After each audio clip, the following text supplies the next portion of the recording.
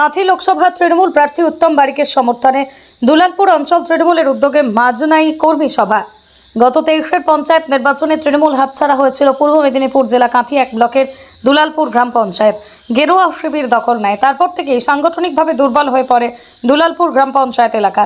দলের গোষ্ঠী কোন্দলকে দায়ী করে তৃণমূল নেতৃত্বদের একাংশ দুলালপুরের ঘোর গোছাতে মরিয়া ঘাসফুল ও শিবির। আর মাঝে মাত্র কয়েকদিন পরে আগামী 25-এ পূর্ব মেদিনীপুর জেলার কাঁথি ও তমলুক লোকসভা কেন্দ্রের তৃণমূল প্রার্থী উত্তম বারিকের সমর্থনে আদা জল খেয়ে মাঠে নেমে পড়েছেন সমস্ত স্তরের নেতা কর্মী সমর্থকরা।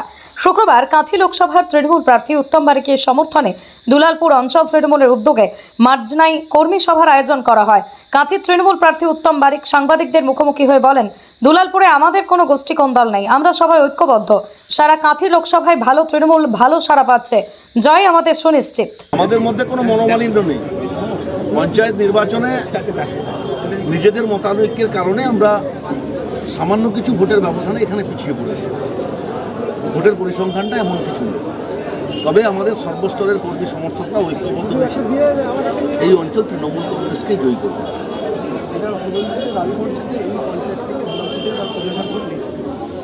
বলে কিনা বলে ছাগলে কিনা, সকালে কি বলে রাতে জানে না, রাতে কি বলে সকালে জানে না।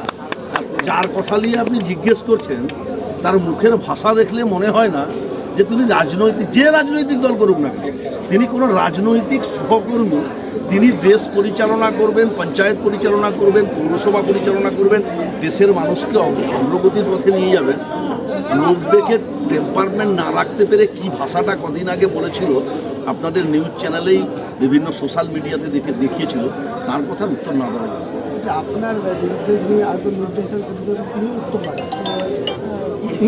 একজন করেছে, আমি চাইছিলাম আরও 5-6 জন যদি বিজেপি করা দেন তাহলে আরও ভালো হতো। মানুষ ভোট দেবেন মমতা বন্দ্যোপাধ্যায়ের জোড়াফুল প্রতীককে দেবে। মমতা বন্দ্যোপাধ্যায়ের ছবি আর মমতা বন্দ্যোপাধ্যায়ের প্রতীকের বাইরে সে উত্তম বারিক হোক আর হরিদাস হোক, তার কোনো টাকা দেয়। সমস্ত বুথের গুরুত্বপূর্ণ নেতৃত্বরা এসছে, সকলকেই সর্বভারতীয় তৃণমূল কংগ্রেসের পক্ষ থেকে জাতীয়তাবাদী অভিনন্দন, নমস্কার, প্রণাম, সালাম, আদাব নিবেদন। দীর্ঘক্ষণ পর্যালোচনা হলো, পর্যালোচনা বুথভিত্তিক রিপোর্টিং।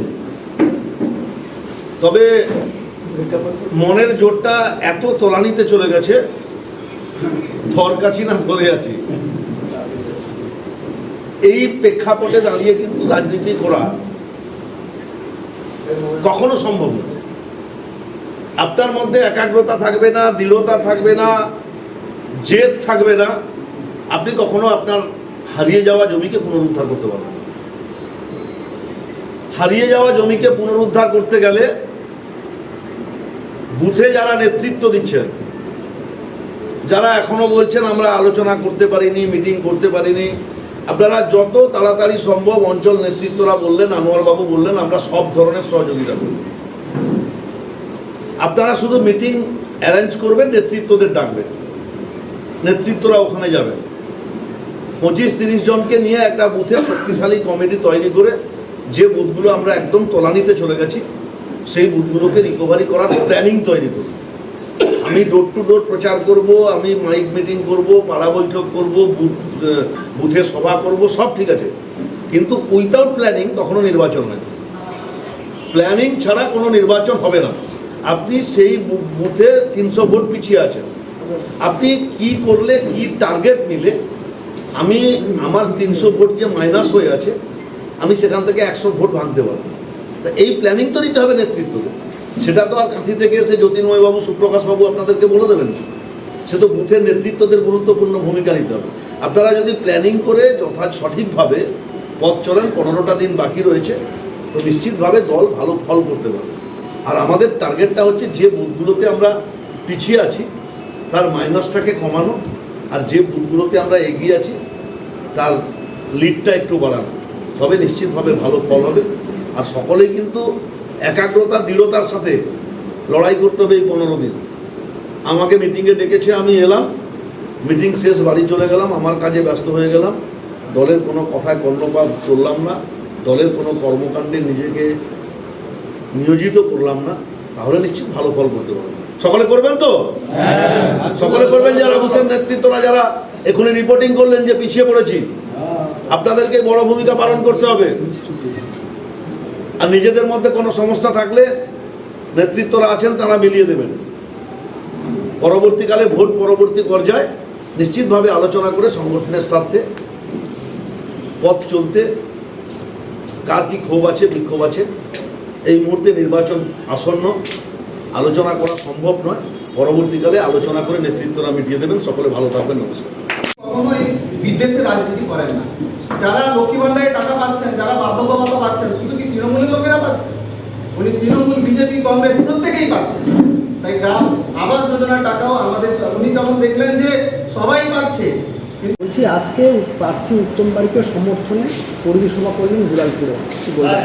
হ্যাঁ, দুলালপুর 3 নম্বর অঞ্চলে আমরা আজকে কর্মী সভা করলাম। প্রার্থী এসেছিলেন উত্তম বারিক, আমাদের মাস্টারমশাই জ্যোতির্ময় বাবু এসেছিলেন, সুপ্রকাশ গিরি এসেছিলেন, আমাদের আনোয়ার উদ্দিন ছিলেন। সবাইকে নিয়ে আমরা একসাথে মিটিং করলাম।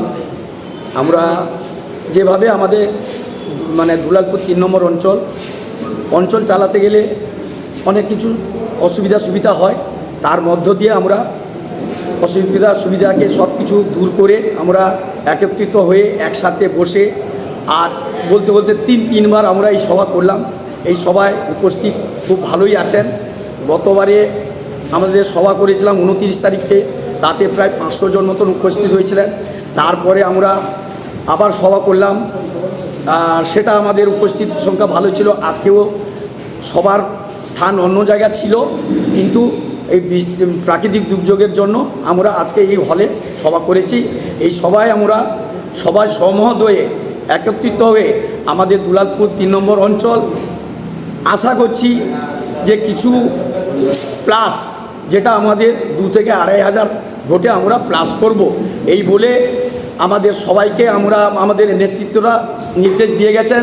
সেই নির্দেশে আমি অঞ্চল সভাপতি প্লাস আমাদের কর্মীরা 23টা, আমাদের 21টা সংসদ 23টা বুথে সবাইকে নির্দেশ দেওয়া হয়েছে।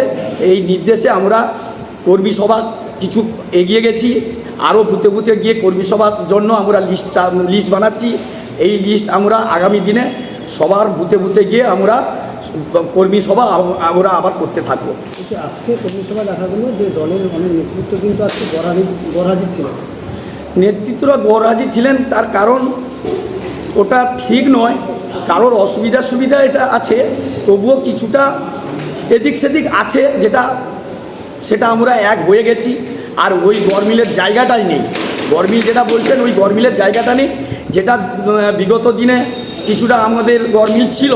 এখন বর্তমানে আমরা এক হয়েছি, ওটা নিয়ে কোনো সন্দেহ নেই। আপনার নাম? আমার এদিনের সভায় উপস্থিত ছিলেন কাঁথি পুরসভার পুরপ্রধান সুপ্রকাশ গিরি, কাঁথি সাংগঠনিক জেলা তৃণমূল সংখ্যালঘু সেলের সভাপতি শেখ আনোয়ার উদ্দিন, হলদিয়া উন্নয়ন পরিষদ চেয়ারম্যান জ্যোতির্ময় কর, প্রাক্তন সভাপতি প্রদীপ গায়েন, দুলালপুর অঞ্চল তৃণমূল সভাপতি গোবিন্দ দেবনাথ, রতন পাত্র প্রমুখ।